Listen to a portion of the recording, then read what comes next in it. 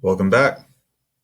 This is the Week 3 video review for coaches and officials of the ODAC and USA South conferences. I want to start off this video with a quick reminder. We've seen a lot of film where players do not have their back pads covered by the jersey or have their knee pads ridden up well above their knee. For back pads, the jersey should be pulled down, entirely covering the torso, so the full number can be exposed. The back pad is exposed.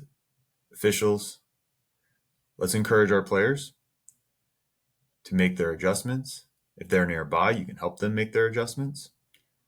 Same thing with knee pads. If they're clearly well above the knee, remind them to pull them down. If the student athlete refuses to meet your request or take your assistance, feel free to send them off the field.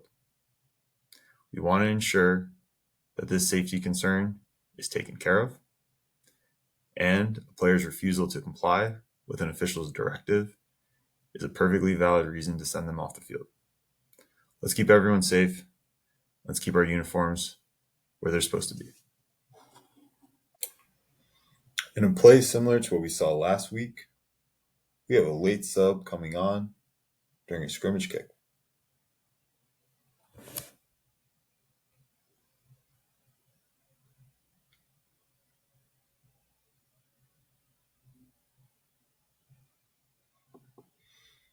When we recognize the late sub, short wings go into sub mechanics, which is then picked up by our umpire and our referee. They move towards the snapper and the punter. Require them to wait until the defense has an opportunity to match. This ultimately resulted in a delay of game foul, as we did not let Team A substitute without giving Team B an opportunity. Great job. I hope these videos are helping you guys recognize these situations. Another reminder about scrimmage kicks is about the protection afforded to our kickers on punt plays. Now, on this punt play, the tackle box is determined by the line of scrimmage. In this formation, we have a tackle on the right side, no tackle on the left side, so we typically allot 5 yards if we don't have an actual player in position, that 5 yards being from where the snapper is located. On scrimmage kicks, especially rugby-style kickers, if they exit the tackle box prior to getting the kickoff and before being hit, they're no longer afforded the same protection that they would have if they had stayed inside the tackle box. On plays like this, we cannot have running into the kicker or roughing the kicker, as leaving the tackle box removes that protection. On this play, we're going to key the defensive end.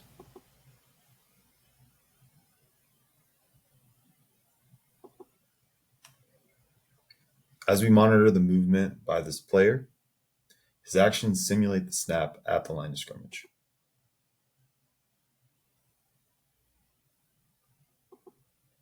Based on our interpretations, we would consider this defensive delay of game for simulating the snap on the defensive line of scrimmage. Let's know our rules and get these easy calls when they present themselves on the field of play.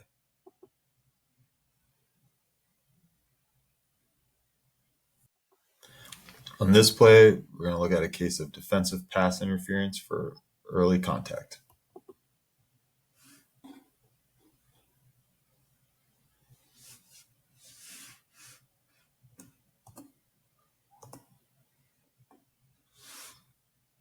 The defender almost plays this perfect, but gets into the receiver before the ball gets there.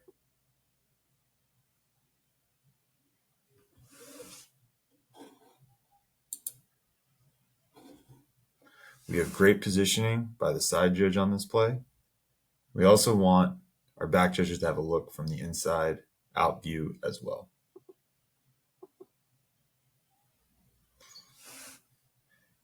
By sticking with our keys, we'll have our eyes where we're supposed to be,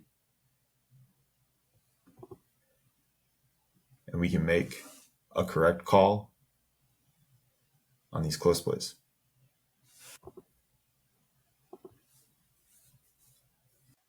On this play, we're going to look at the matchup at the top of the field.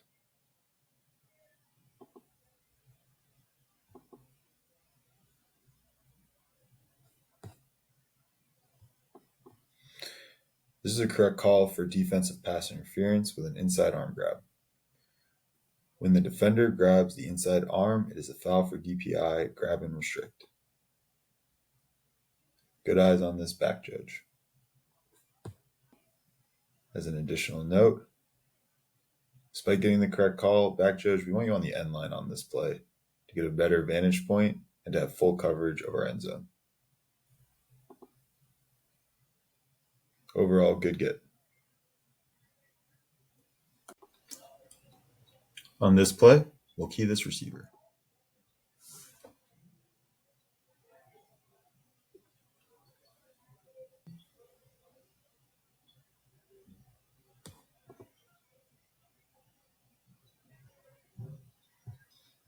As we follow this receiver, we're going to see an instance of offensive pass interference, blocking downfield before the ball is in the receiver's hands.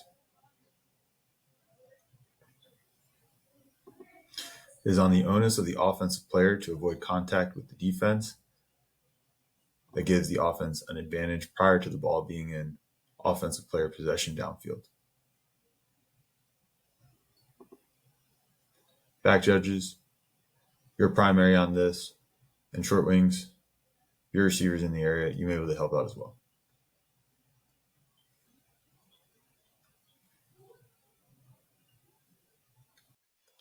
On this play, we want to talk about holding a soft spot.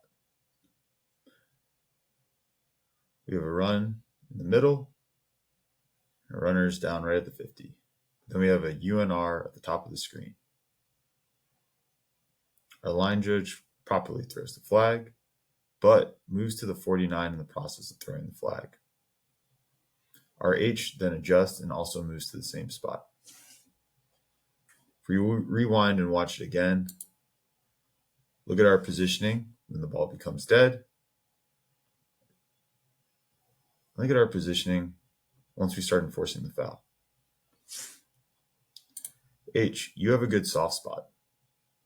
The L has some action on his side of the field that needs his attention. Hop on the O to O and relay across that you have a good spot for the end of the run. Don't move downfield and match just because there's a committee meeting on that side. If we can clean this up, we'll have a better spot and a correct enforcement.